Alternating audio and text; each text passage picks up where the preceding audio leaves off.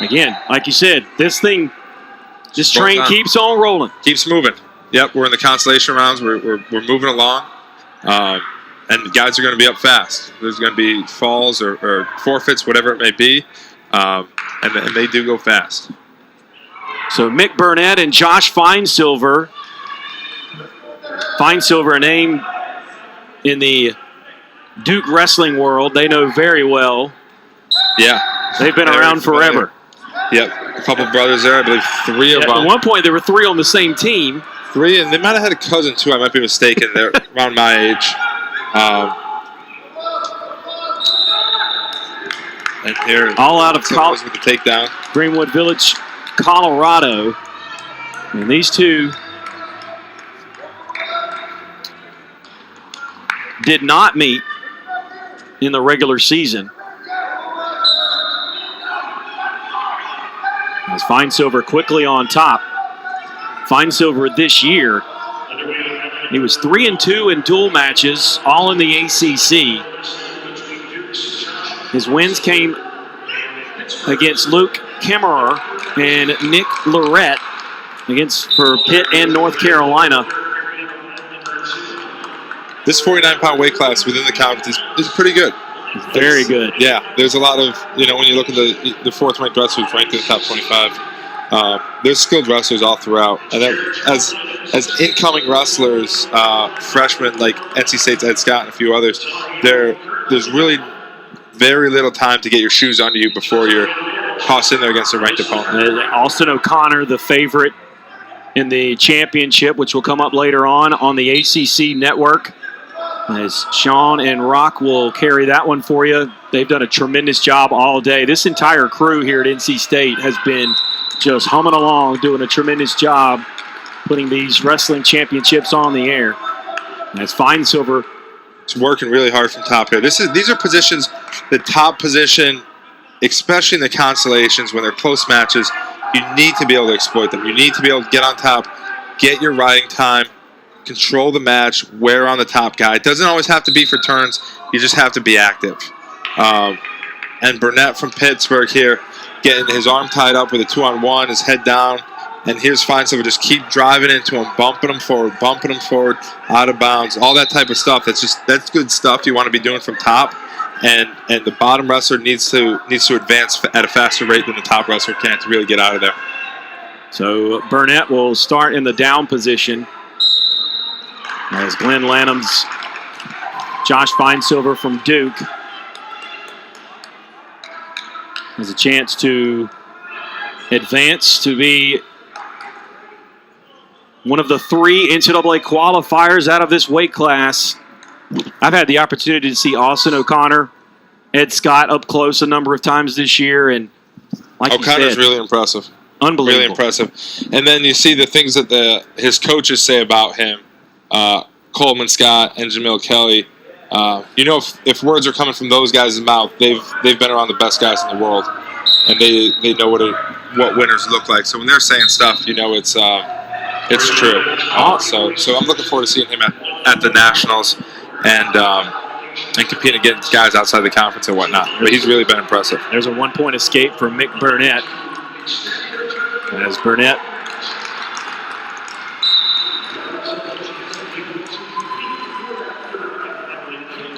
a freshman out of Ohio. End of periods is always where wrestlers, especially experienced ones and ones you see winning a lot of matches, they always want to end the period on top.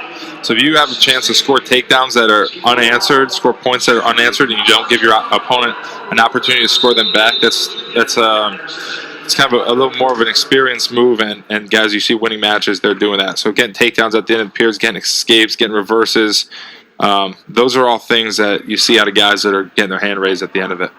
So Burnett theoretically has to assume he's down 3-1. Yeah, minute 44. That's pretty established riding time. Not locked in yet, but a minute 44, and Finesilver's looked real tough on top, and he's continuing to.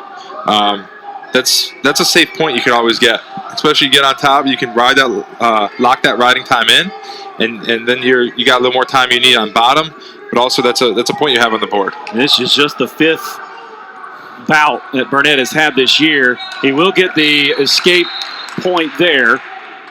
And they reset as they go out of bounds. So, in essence, it's 3-2 as we come down the backstretch here in this second period. Still a long ways to go here in the 149-pound weight class. Finesilver in it again on the single leg. Burnett with a shin whizzer here. Finesilver looking to elevate it or drive in and put that heel to his butt and kind of bumps him through. We got a little scrambling here, but Burnett cleared it. All right, but now he's underneath in a front headlock. Now, what did Burnett do to be successful in that scramble? At least to get out of it. He just kept wrestling, and people. You really can't explain what keep wrestling means. You just keep moving, keep trying to progress yourself to a better position.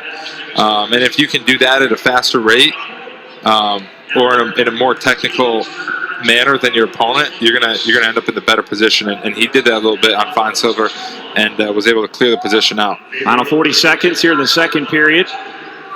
Still tied at 2. Riding time not a factor yet in regards to it's not official, but in essence, Burnett has a lot of work to do to make sure that it's not.